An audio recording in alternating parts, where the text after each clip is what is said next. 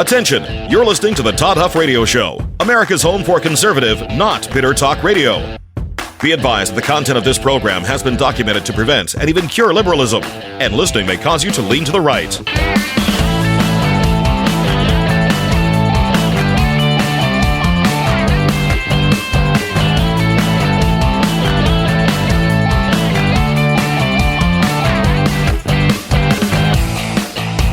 Here's your conservative, but not bitter host, Todd Huff.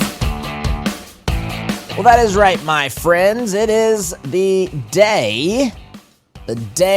evening, I guess this evening, of the tip-off. I know some of you don't want to hear about this, but you're going to have to bear with me. I can't help it. Game 1, NBA Finals, Indiana Pacers, Oklahoma City Thunder. This should prove to be an exciting series. We will see what happens.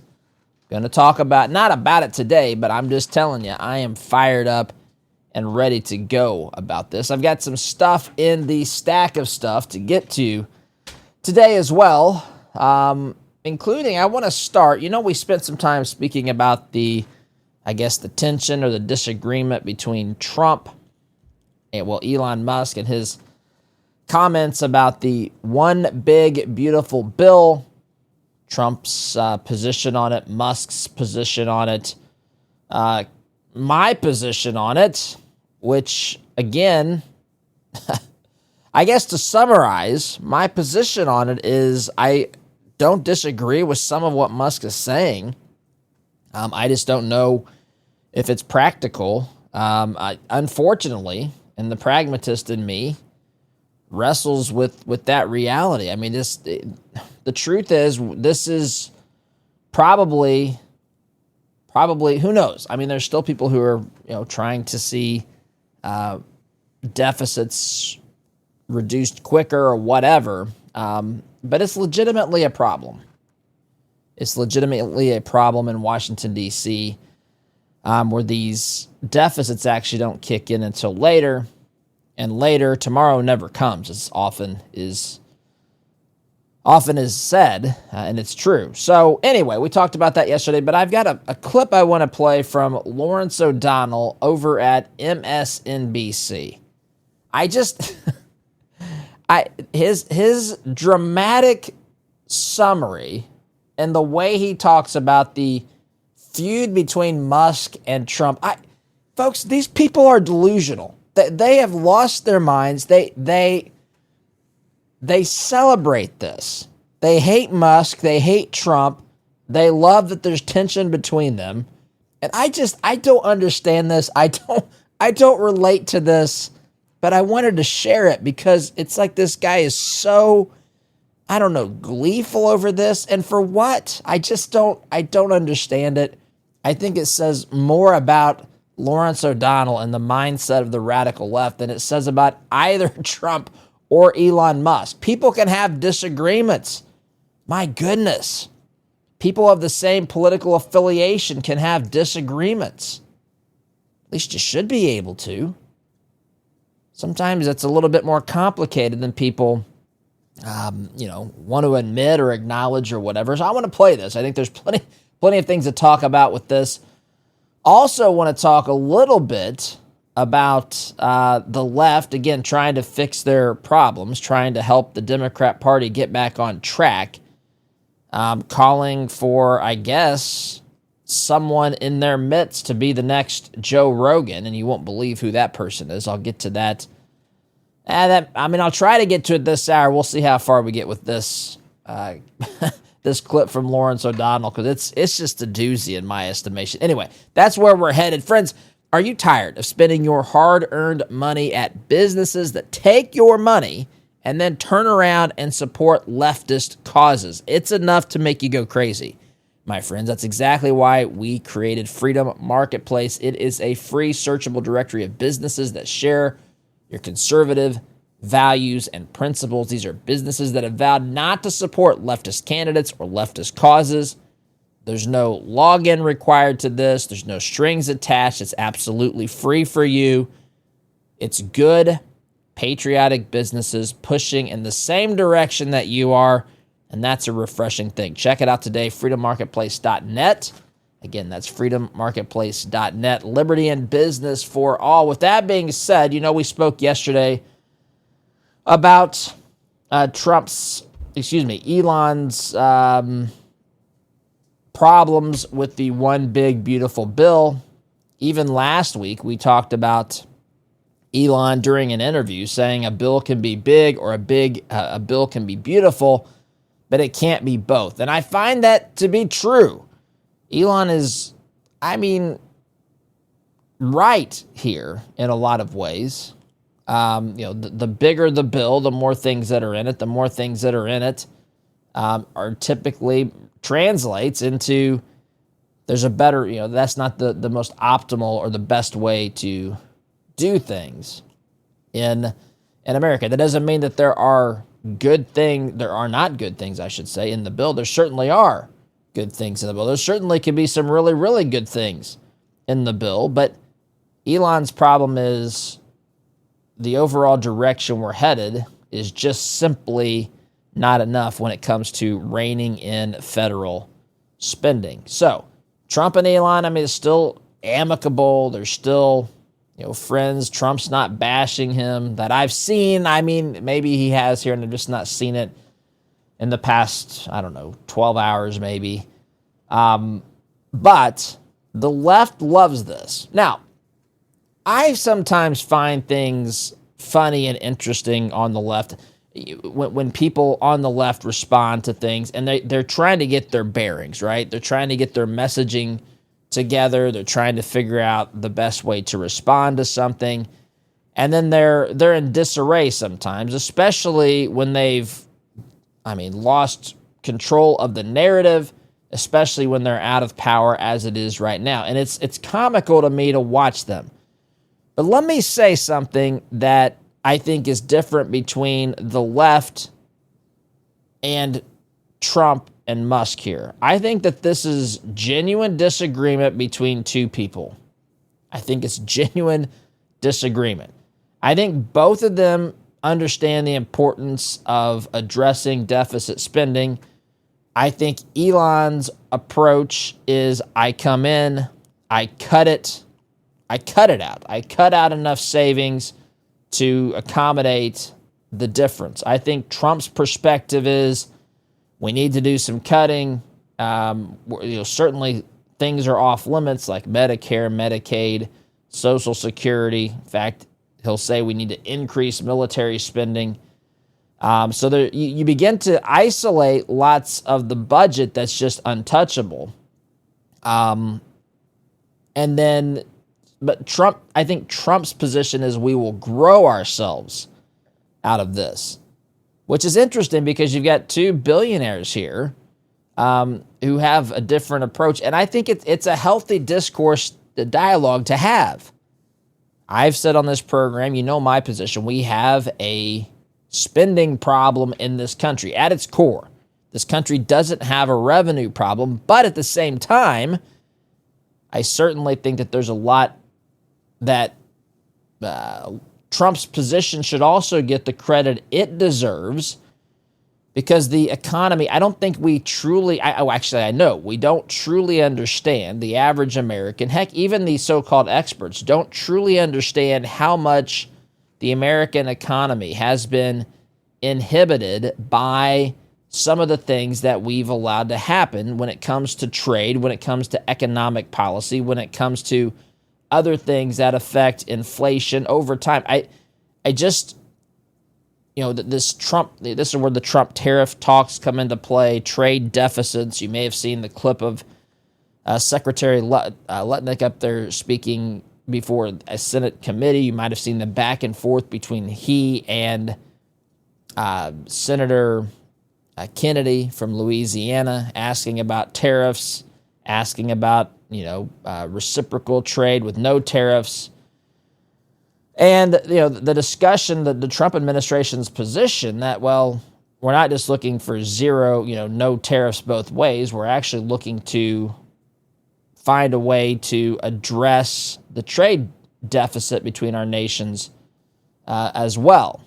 And so there's something to be said about growth as well. When people have faith in the U.S. economy, when they have confidence in the people running the show, when they believe that they're not going to have obstacle after obstacle thrown in their way, when they believe that the economy is going to grow and there's not going to be massive amounts of inflation, people respond differently. They're more optimistic. They take more risk. They make more investment. Those investments, pay off. The companies expand. They hire more people. All these things happen. You have businesses coming into this country who maybe didn't have a physical footprint here.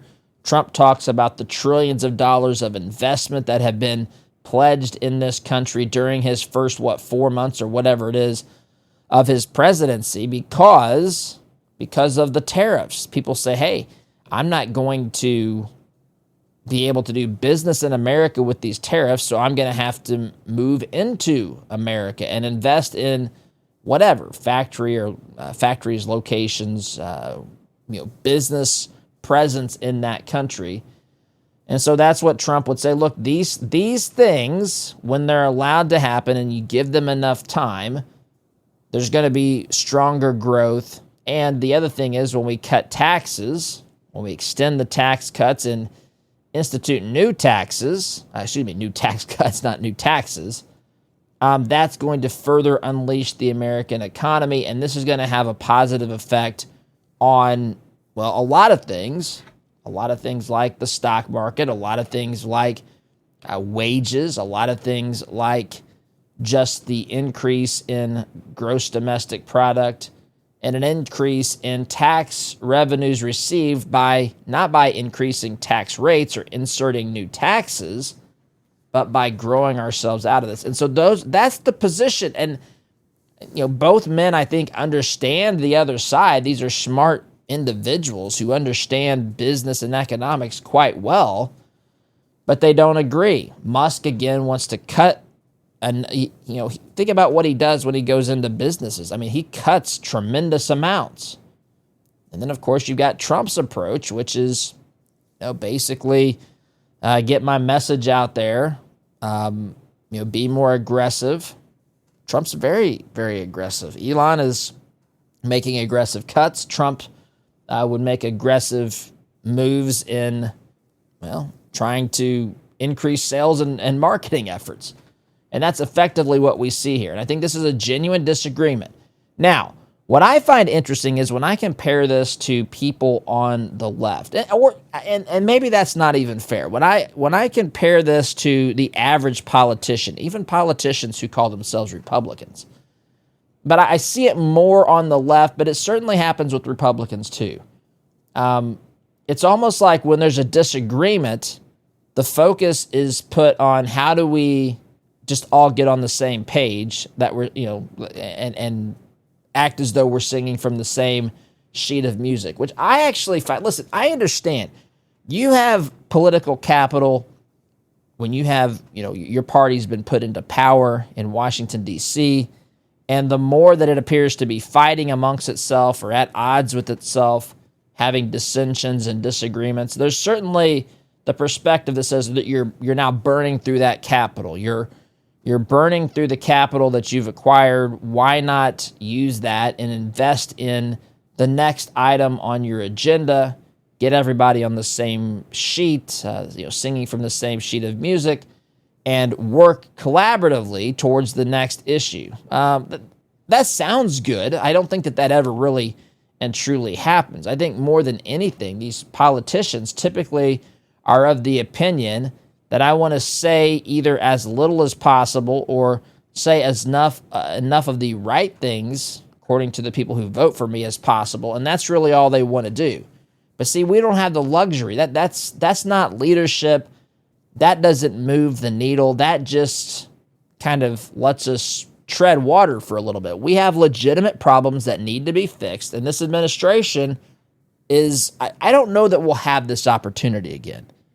I don't know that we're going to have this. This may be the last chance that we truly have to make some of these fundamental changes. And I don't mean to the shape of our government, what it was framed to be. I mean changes to how the government has been operating outside of that framework, getting it heading back in the direction of limited government, low taxes, freedom, liberty, prosperity. I don't know how many more chances we're going to get like this. I don't even know if we'll have this momentum that we currently have for the entire term of Trump's presidency. Heck, I don't even know if we'll have it for the entire first half here up to the midterms. This is serious. They've hit the ground running, Trump's team has. They need to continue running. When I say they, I mean all Republicans. I've been disappointed in the House and the Senate, but I've come to expect that, candidly. The only one that I think that has the drive, well, I shouldn't say the only one. There's other exceptions to this, other examples of people who fit this profile. But when it comes to people who are serious about moving the needle, Trump is at the top of that list. And there's people in his administration and there's some politicians. And sometimes those politicians disagree. I like Thomas Massie a lot. And it's a genuine disagreement that he and Musk have with President Trump. And to me, it's refreshing. I know some people who live in politics think, oh my goodness, now we're spending our energy and our resources fighting within the party. But in reality, if you think about it not in terms of just the optics and the political lens, and you think we have real problems, we had better get real solutions because this might be the last time that we have the opportunity to do this, I don't mind this at all. Actually, to me, this is what healthy disagreement looks like. And they both have points, and there's also realities, as I shared with you yesterday. That's how I view this situation. But normally, politicians just want to get the messaging right. They don't care so much about the details, the context of the legislation or whatever. I mean, they do. Typically, they want to grow the government. But if they get pushback, they just care about political survival. And that's neither one of these guys care about that. I mean, Trump doesn't have another election, which has to be terrifying to the left, because he has nothing stopping him from pursuing his agenda. Musk is Musk. He doesn't care about these things. He can't run for president of the United States. These guys, this is what they really think. And in that sense, it's refreshing. Now, it's interesting to me how the left looks at this. So that being said, I want to play a little bit of a soundbite. Lawrence O'Donnell, MSNBC. He's got a show on there, and he loves that there is tension between Trump and Musk, and he's making this into something much bigger in my estimation than it really is. It's just so dramatic. And these folks, I just feel like they've lost their ability to think clearly and to analyze a situation and to reason through it. That being said, I want to play this Lawrence O'Donnell. We have new reporting tonight that Elon Musk's last TV performance with Donald Trump on Friday in the Oval Office may have been less a farewell ceremony than it was the latest version of Donald Trump's You're Fired TV show. Elon Musk lashed out at Donald Trump today. And it may be because, as NBC News is reporting tonight, Musk had hoped to stay on in his special government employee capacity beyond the 130-day period, which the White House ultimately did not accommodate. I'm going to pause there. That's what NBC's, first of all, who cares what NBC's reporting? I mean, it's anybody's guess as to whether or not that's accurate or not. There's certainly examples of a lot of things in the media that are constantly not correct. Probably anonymous sources and that sort of thing. I always was of the opinion, it seemed pretty clear to me that Elon knew he had roughly 100 days in this position. And maybe he decided he wanted to try to continue further. I mean, I suppose it can be true. I also don't trust the people who are telling me that. But I don't think that Musk really had plans in staying in this role for a long time. That was never what it was set up to be. So even the way Lawrence O'Donnell is talking about this, he says, and if true, it's almost like he suspects it's not true as well. But anyway, let's get back to what he's saying here. And if true, then Elon Musk was effectively fired by Donald Trump, which could explain Elon Musk screaming at the top of his Twitter lungs this afternoon, I just can't stand it anymore. Let's talk about dramatizing this. It's a genuine disagreement. What do you mean screaming at the top of his Twitter lungs? It wasn't even written in all caps. I don't think it had any exclamation points. What are you talking about? This is when I talk about the media being biased. And listen, I'm not under no illusion here. This is a person who's a commentator. I think he would tell you he's a journalist. I think maybe I'm wrong, but he is a person who is editorializing, giving his opinions, which is fine.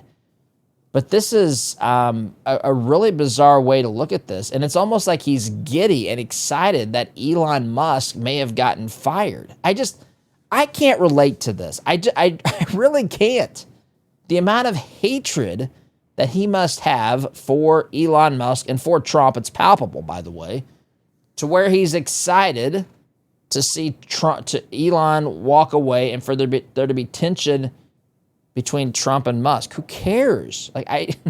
What in the world? I care about what they're fighting about, what their disagreements about, because this matters a lot. But all he cares about is to make sure that Elon, hopefully, in his mind, suffers, that Trump, hopefully, in his mind, suffers. This is not mentally healthy. This is not a glowing example of what we should aspire to be. This is sad. This is sick. This is, dare I say, pathetic, Mr. Lawrence O'Donnell. More to say about this as I'm going to play more of his clip on the other side of the break. I'm just up against the timeout. Friends, let me pause really quickly, though, and ask you if you'd rather take a couple of soft gels a day or spend hours talking with your doctor about your cholesterol. I like my doctor. Don't get a big head, Chris, but I like my doctor. I just don't really want to be in there talking about these things. And listen, there may be a time and place and all that. It's necessary. I get it. But if you could start with something like taking a couple of salty soft gels that helps lower your cholesterol, isn't that the better place to start? It's clinically proven to lower cholesterol. It's done it for lots of people. It may be able to do it for you as well. No prescriptions, no doctor's visits. It's a great place to start. Solty.com, SOLTEA. Promo code Todd will save you 50% off your first 3-month supply and get you free shipping. Again, Solty.com, SOLTEA. Promo code Todd. Got to take a break, my friends. Back in a minute. Welcome back, my friends. I'm just playing a clip here of Lawrence O'Donnell, and I'm doing this. He's on MSNBC, by the way. His reaction to the tension or the situation between Trump and Musk as it pertains to the one big, beautiful bill. And he seems a little giddy, at least to me. You can't see him. I'm watching the video as this is playing. You're only listening to it. But I can tell you that he is quite happy. He's quite happy that they are having tension. That in and of itself tells me a lot about a person. I just don't understand. I mean, I guess I understand as a human being, I guess. But I've got my own life to live. I've got my own problems. I've got my own, tasks for the day, things I've got to get accomplished, things that I want to do, things that I feel compelled to do, whatever. I don't have a lot of time to sit and spend energy and concern on whether people I dislike, which is a pretty small list, by the way. I listen, there are people obviously that rub everybody the wrong way. I'm not saying that, that I don't have people that do that, or even people that people hate me, but I don't know. I don't spend the time, the energy, and also biblically, I'm supposed to love my enemies. That's important as well. It's not always that it's easy to do, but that we shouldn't dwell on these things. We shouldn't sit there and let this occupy mental space. This is not a healthy situation. Now, you might hear me talk about things where there's disagreements between, the Bidens and the Obamas behind the scenes and all of that. But I don't, it's never from the perspective of, I'm glad, I hope they're suffering. It's not that. It's really from the perspective of, what does that mean? Who's in charge? Who's running the show? Who's making decisions? What direction does that mean the Democrat Party is taking? And what do we need to do about it? That's the way that's not how this guy's thinking about this. He and his audience are happy. They want Elon Musk and Donald Trump to suffer personally. And it's just so foreign. I don't understand it. I truly don't. Are you that miserable in life to where your biggest concern is whether someone you don't like suffers for the day? What does that do for you? It's a sickening mindset. And I'm telling you, it is most of media, quote unquote media. It's almost all of places like MSNBC. It's all of the radical left, right? I mean, think about this thing with Tesla. There's been all these vandalism, it's acts of terrorism, domestic terrorism, but they're vandalizing Tesla dealerships, destroying charging stations, and attacking or, harassing people who own Teslas. People who have nothing, people that might have had these vehicles for years. And now the vehicle that they were, in many cases, not every case, I know people that have Teslas just because they like the car, and that's great. I know people who have Teslas because they think that they're saving the universe, and that's whatever. Think whatever you want. I think that's crazy, but go for it. But a few years ago, they were, thought that they were some, moral warriors involved in some great virtue signaling because they have an electric vehicle that's supposedly saving the planet, which of course, again, is just crazy thinking to me. But now they're apparently shamed, and now they're being forced to sell their car. What is the thinking here? Why do you want to go after? Elon's already sold the car. It was already purchased. Now you're going after the people. What do you want to flood the market with Teslas, hoping to drive down the resale value? None of this just computes for me. And they want to hurt him financially. They want to hurt Trump financially. They want to hurt you and me. It's one of the reasons why we do Freedom Marketplace, because we're saying, look, there's people out there that target these kinds of businesses in a bad way to go after them. How about we promote them in a good way? It's just such a insidious, all-encompassing, delusional, and unhealthy way of looking at the world. And that's what I feel like Lawrence O'Donnell is doing here. So that being said, I'm going to pick up where he left off and just listen. You can just sense the happiness and excitement, and also the way that he portrays these two guys. It's like he's talking about Darth Vader and the Emperor in Star Wars or something. It's crazy to me. Said that because of his disappointment in Donald Trump. Elon Musk lasted exactly one business day before he exploded with, "I just can't stand it anymore." Elon Musk was escorted out the door of the White House Friday before sunset. He stayed silent about all things Trump on the next business day, which was Monday yesterday. He made it halfway through a 9-to-5 day today before he cracked on Tuesday and attacked Donald Trump with these words: "I'm sorry, but I just can't stand it anymore. This massive, outrageous, pork-filled congressional spending bill is a disgusting abomination. Shame on those who voted for it. You know you did wrong. You know it. Donald Trump told them to vote for it." That means Elon Musk is calling for shame on Donald Trump and saying to Donald Trump, "You know you did wrong. You know it." This was...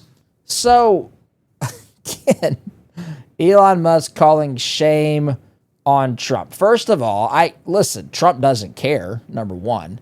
I mean, look, he probably doesn't lie. He cares in the sense that, as we talked about yesterday, if you oppose Trump, you better be prepared. I don't know that I don't know. He could go after Elon. I don't think that I don't know. I lean to say that I don't think that he will, but I also don't know. But Trump personally doesn't care. It doesn't sway his opinion. Trump is thinking in terms of how does he push this bill across the finish line. There's a genuine disagreement here between two men about a very important piece of legislation, that will determine the direction, the financial health, the prosperity of this country. And I think that that's an okay thing. It's a genuine disagreement.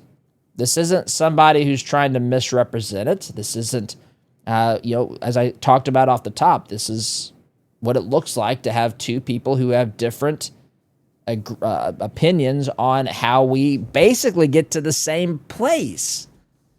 They both understand that cuts need to be made. Musk thinks there need to be more cuts. Trump thinks that we'll grow more out of this problem and receive more tax revenues by the increase in prosperity and all the economic activity that's coming our way because of the broader picture of what Trump is doing. I can see the perspective of both. I respect both. I think that both of those things are true, but which one is, which one is more critical? I mean, I instinctively lean towards the cuts, but then I'm also stuck with the realities and the pragmatist in me that says this might just simply be the best that we can get. But why the glee here?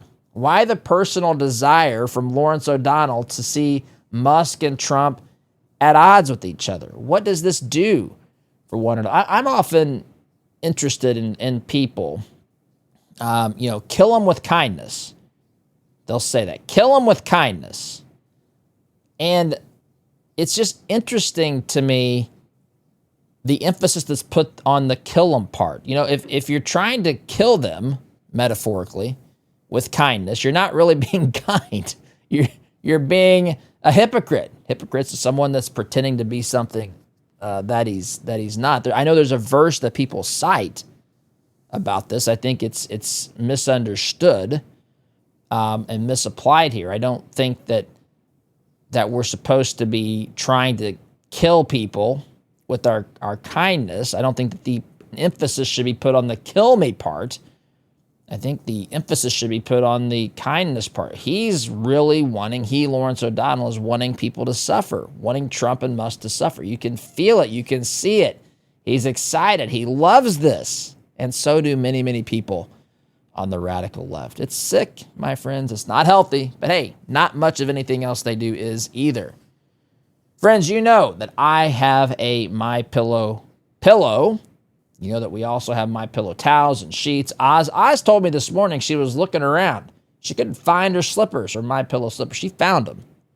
I mean, she was really worked up. I'm exaggerating a little bit, but she was looking feverishly for these things. MyPillow makes great products for your comfort, for your sleeping, to make your days better, my friends. Your nights better as well when you lay down to go to sleep at night, lie down to go to sleep.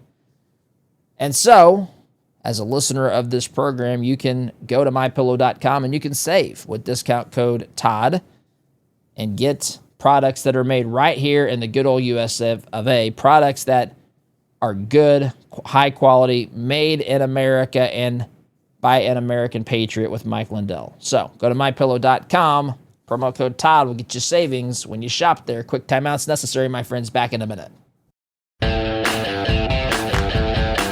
Welcome back, my friends. I'm going to try to get through the rest of this clip of Lawrence O'Donnell, who is, again, giddy, happy, excited that Trump and Musk have a disagreement. He's wanting to see both men suffer pain. He's wanting Trump to suffer shame, as Musk says. Just overly dramatic, Lawrence O'Donnell. It's this, as I've said throughout the program, is I think a genuine disagreement between two individuals who both have points. Trump's point is this economy is going to grow when we take all of the crap we've been dealing with from the Biden administration and some of these things that have existed for a long time. When we get those out of the way, there's going to be more growth than the average person thinks. I tend to agree with that. I don't know if it's as much as Trump hopes for that we'll actually see, but time will tell. And Elon says we've got to cut our way out of this, just like I cut Twitter. We got to get down to the bare bones here, and I agree with that as well. And now the practical side of me is saying, is there anything else you're going to get in this legislation? Is it good enough to be heading in the direction of reining in spending, or do we have to get, I mean, it'd be nice to get there completely now, but I don't know if that's realistic with the makeup of Congress. Anyway, so Lawrence O'Donnell loves that there's tension. The left loves anytime that someone on the right, someone in the Republican Party, suffers, or when there's disagreement, in this case, they're trying to amplify it into something that it clearly is not, at least at this point. But I want to play the rest of this because I just think this tells you a lot about what we're up against when you look at the people in the media and the people who have embraced the worldview and ideology of the radical left. He continues here. The moment that all the watchers of Elon Musk and Donald Trump have been waiting for since Elon Musk joined the Trump presidential campaign. How long could the two strangest rich people in the world stand each other? Elon Musk declared today on day 134 of the Trump presidency, I just can't stand it anymore. And in response, the explosively rageful Donald Trump said nothing.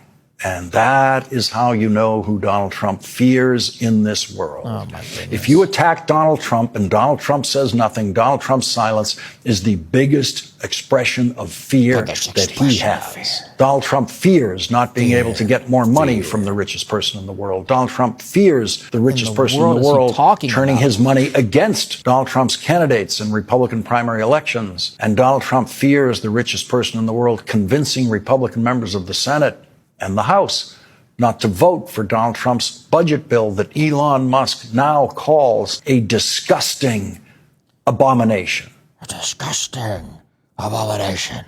Donald Trump fears. Elon Trump shames. Ugh. These people, he's loving this,